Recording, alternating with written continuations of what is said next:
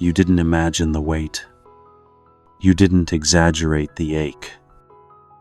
And no, you're not the only one who wonders why it still hurts.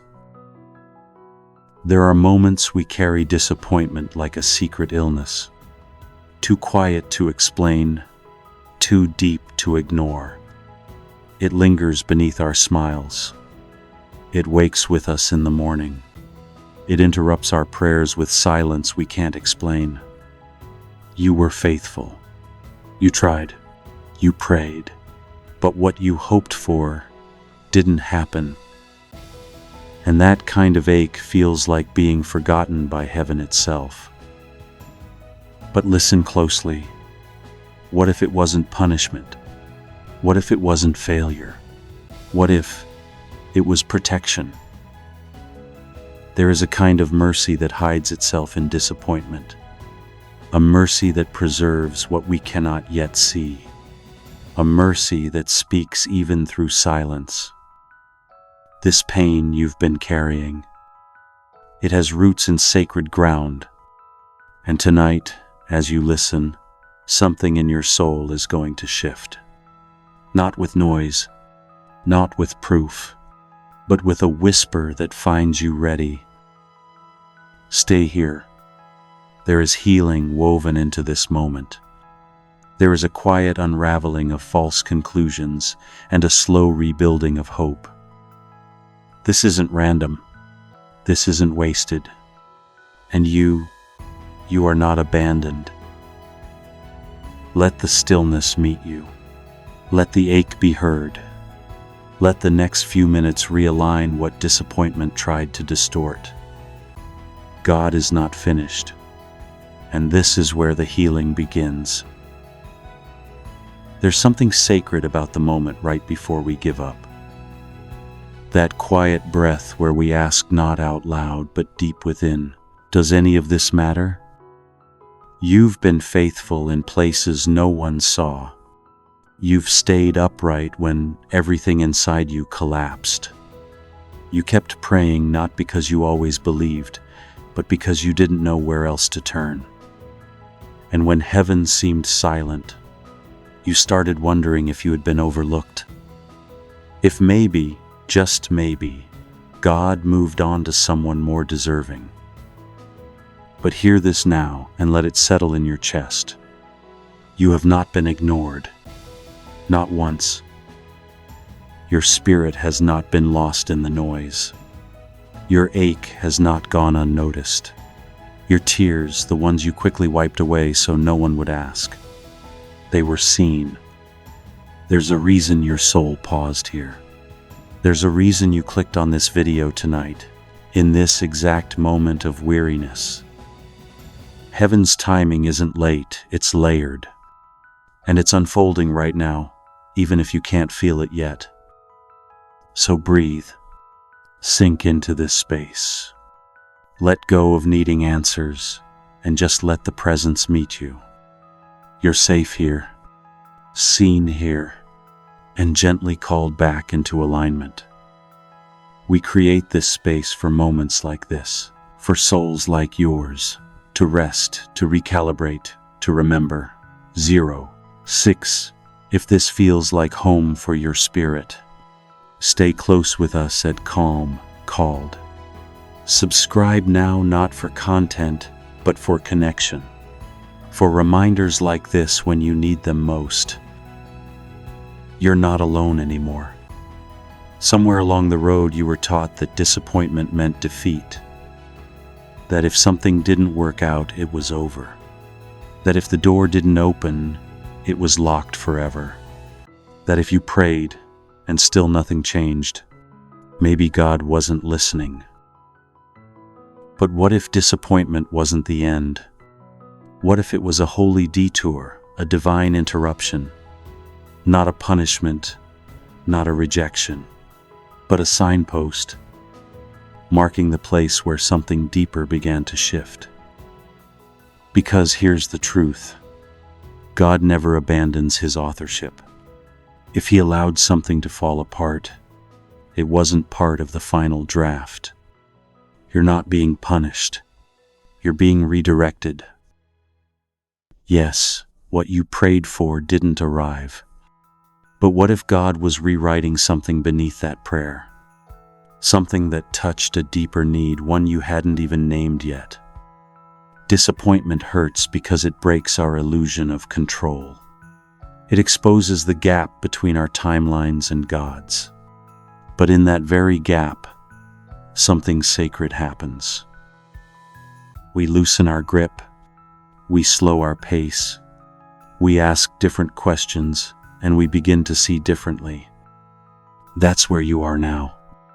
Not stuck, not forgotten, but standing at a holy turning point. Let the ache speak, but don't let it define you. Let it point you toward the deeper work God is doing, work that disappointment cannot undo. Stay with me, because the next part of this journey is where everything starts to make sense. There are some lessons that joy cannot teach, some revelations that only surface in silence, and sometimes it's only when everything falls apart that we finally begin to understand who we truly are. Pain is never the teacher we ask for, but it often becomes the one we remember most. When you were in the middle of your disappointment, it felt like abandonment, like heaven turned its back while you struggled to breathe through unanswered prayers. But what if God wasn't far away? What if He was closer than ever, not fixing the situation, but forming something eternal within you? There is a hidden curriculum in pain, a divine syllabus written in invisible ink. You didn't sign up for this course, but it was preparing you nonetheless. And the lessons? They were sacred. They taught you how to wait without giving up, how to hope without seeing, how to worship without answers, how to walk with God even in the dark. Pain stripped away what was shallow, not because you were being punished, but because God was making room for something deeper. A faith not built on feelings, but rooted in knowing. You learned what real surrender looks like. You discovered that prayer isn't always about outcomes.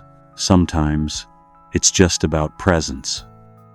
And in your most fragile moments, God was not absent.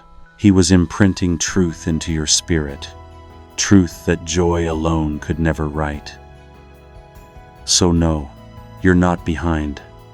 You're not broken beyond repair. You're not someone who missed it. You're someone who endured the refining fire and came out with gold in your hands, even if you haven't noticed it yet. This is the sacred irony. The very ache you begged God to remove was the same space He used to draw you closer. And now, you are stronger than you've ever been, not because the pain is gone, but because you've become someone who knows how to hold it with grace. Loss has a way of blinding us. It tells us that what's missing is what mattered most. It convinces us that if something was taken, we must have failed. But what if that's not the whole story? What if what you lost was never meant to stay? Sometimes we mourn things that were never aligned with our becoming. We cling to versions of life, love, or identity that God, in His mercy, chose not to sustain. And it hurts deeply, not because we're weak, but because our hearts had expectations that weren't meant to hold eternal weight. You may not see it yet, but what was removed made space for something true.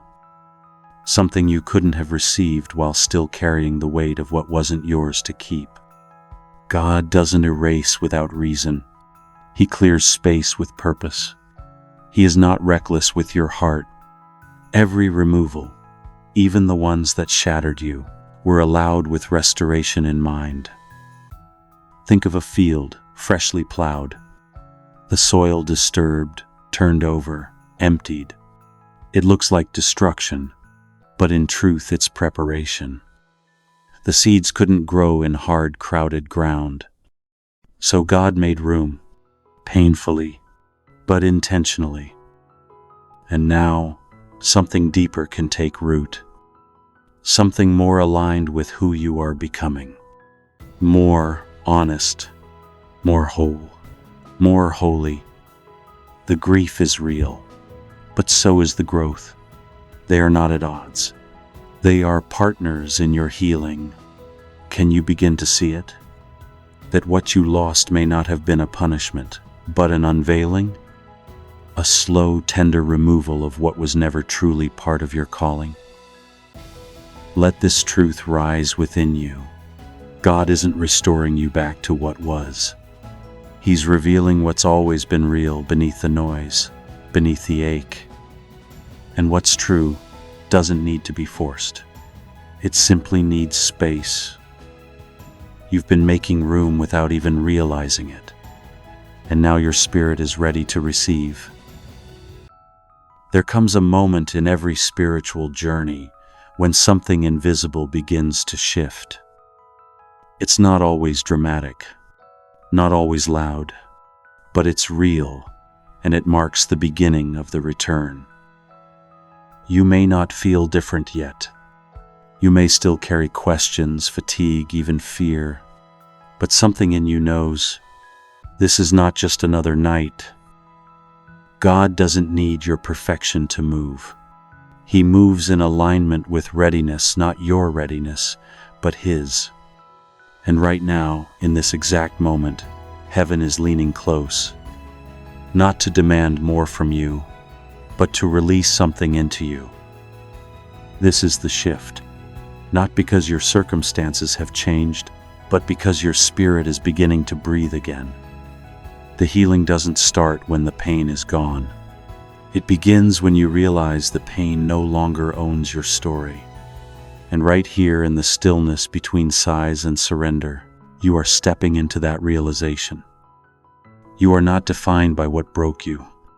You are not stuck in the moment that hurt you. You are not frozen in the version of yourself that didn't see this coming. You're moving. Even now, even gently, there is a holy motion to this silence. And as you listen, your inner landscape is changing. Old beliefs are softening. False narratives are losing their grip. The heavy armor you wore to protect yourself is being exchanged for a lighter yoke. Can you feel it? It's subtle, like breath returning after holding it for too long. But it's there, and it's sacred. There's a turning point hidden inside this moment. Not because you made it happen, but because God decided it was time. You've been carried longer than you know, and now, gently, He's setting your feet down again, not where you used to be, but exactly where you need to be next. Don't rush. Just notice. You are standing inside the shift, and what's ahead will not look like what's behind, because grace rewrites everything. We all build stories to survive our disappointment. We piece together explanations, assumptions, and silent conclusions to try to make sense of what went wrong. He didn't answer because I'm not worthy. If I had more faith, this wouldn't have happened. Maybe I missed the sign. Maybe it's just too late now. These narratives don't always shout. Most of the time, they whisper. Beneath your choices, your expectations, your silence, they become the lens you see yourself through. But here's the truth. God never asked you to explain the pain. He asked you to trust Him through it. And that's hard, because trust means releasing the need to understand. It means loosening your grip on the version of the story you thought you had to hold. Letting go doesn't mean denying what happened. It means surrendering your interpretation of it. The blame. 0, 3. The guilt. The internal accusations. The timeline you swore was the only way. Sometimes the greatest healing begins not with answers, but with silence, with the decision to stop explaining and start receiving. So let me ask you gently but honestly, can you let go of the narrative? Can you release the version of your life that was built from pain, self-protection, and guesswork? You don't need to have it all figured out. You don't need to justify the process to anyone, not even yourself. You just need to make room. God is not limited by the plot you expected. He doesn't need to follow your outline to finish the story well. His redemption is always bigger than the script you've been rehearsing in your head. So set it down. Let the pen fall from your hand, and open your palms to receive the chapter he's writing now. It may not start with clarity, but it will begin with peace. You may still carry the memory. You may still flinch at the thought of what happened, but let this truth rise in you. You are not the same person who was hurt. Pain changes us, but not always in the way we fear. It deepens us. It makes us slower to judge, quicker to pray. It humbles us. And sometimes, it wakes us up. What you walked through didn't just wound you, it shaped you. Not into someone broken, but into someone aware. Aware of your limits. Aware of your longings. Aware of the presence of God, even when you couldn't feel it. You endured things you didn't think you could survive. You've whispered prayers with a cracked voice and kept walking anyway. That matters. That counts. Heaven keeps track of every silent surrender. And now, when you look in the mirror, you may not fully recognize the person staring back, but that's not a loss, it's a sign of transformation. You're wiser now, more discerning, more anchored. Not because you've become invincible, but because you've become available.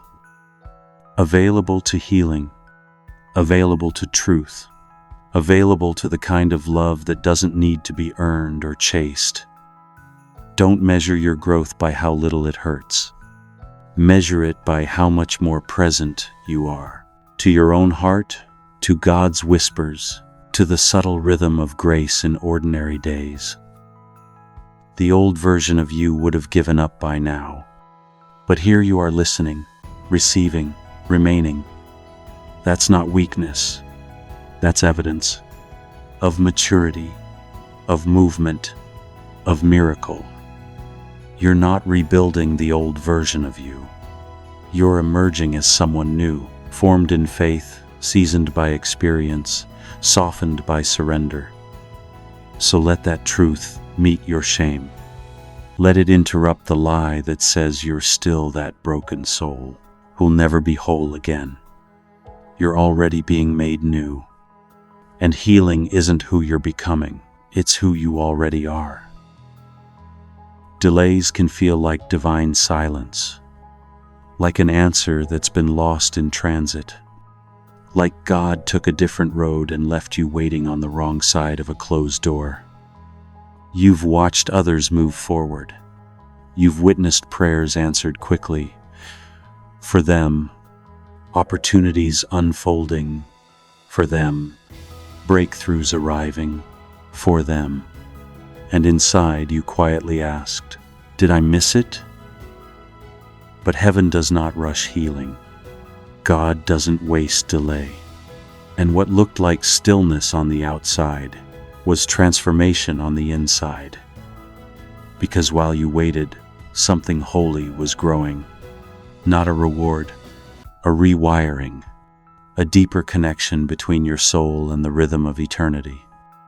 You were becoming, slowly, secretly, surely, becoming less reactive, more grounded, becoming less tied to timelines, more anchored in trust.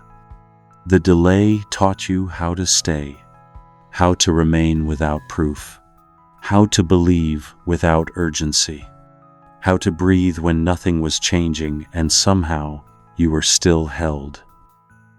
That's the mercy of God. He doesn't just bring you the blessing. He makes you ready for it. He prepares you not only to receive, but to carry, to steward, to stand. Every not yet held a layer of divine intention. Every unanswered prayer was a moment of unseen construction. You weren't being forgotten, you were being fortified. The version of you now is not the same soul who made those first requests. You're softer, yes, but stronger too. More aware, more in rhythm with the whisper, not the shout.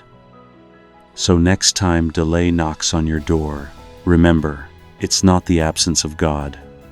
It might be the fullness of His process, the sacred stretch that proves you are becoming someone new, someone who no longer fears the wait, because you've tasted the growth it brings. There are moments when God speaks, and it doesn't feel brand new. It feels remembered, not because you heard it before with your ears, but because your spirit always knew it was true. Healing doesn't always arrive as revelation. Sometimes it comes as remembrance. Not lightning, but a quiet echo returning from a place deep within. You don't have to learn everything again. Some truths are already embedded in your spirit. You just forgot how to recognize them. Disappointment distorted your frequency. Pain clouded the signal, but the voice, God's voice, never stopped calling. And now that the noise is quieter, now that the false narratives have loosened, what He speaks to you today will sound like something old and holy, something once whispered before the ache began. You'll hear it and think, why does that feel like home? Because it island. Your identity wasn't built by trauma. Your calling wasn't defined by closed doors. There's something eternal in you that pain could never reach. And it's that part of you that recognizes His voice, no matter how long it's been. You were always called, always seen, always set apart for something deeper than survival. This is not new information. It's spiritual remembrance, the kind that brings tears not from fear, but from that aching sense of being found again. So let His words reach the part of you that already believes. Let them echo in places you stopped listening. Let them fill the space that used to be occupied by doubt. He's not introducing a new version of Himself. He's reintroducing you to who you've always been, before the pain, before the silence, before the delay. And in that remembering, there's a healing too deep for language, a realignment too subtle for sight, a love too old to be shaken by your fear.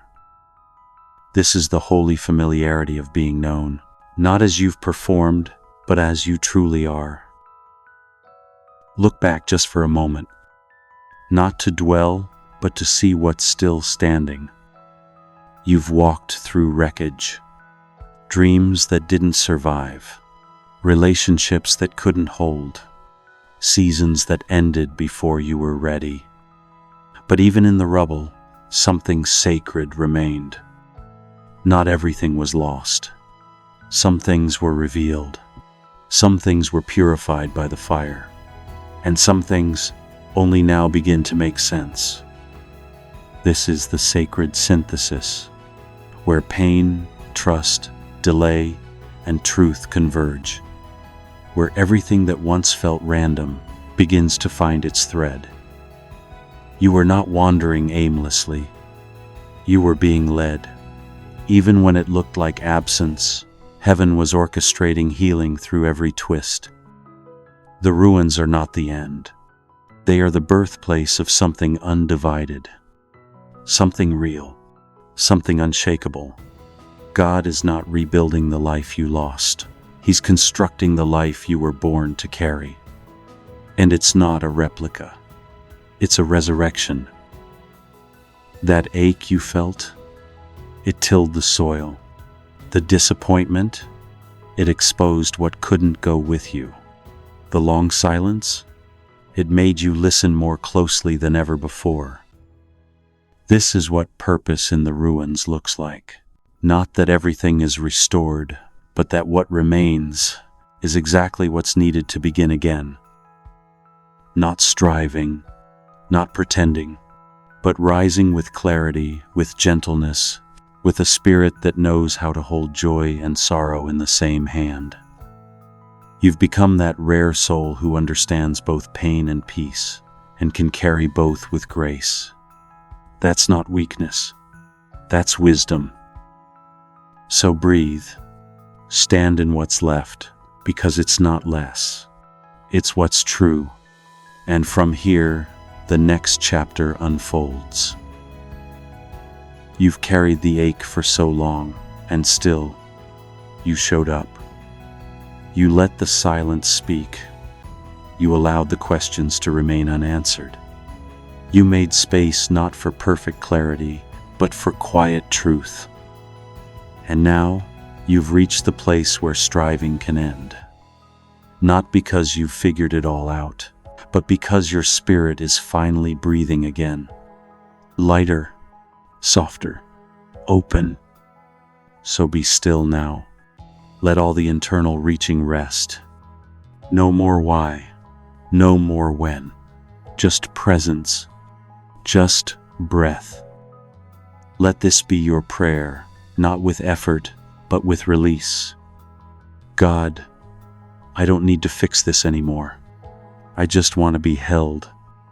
I don't need to explain my pain. I just want to bring it to you. I don't need to understand the past. I just want to be healed in the present.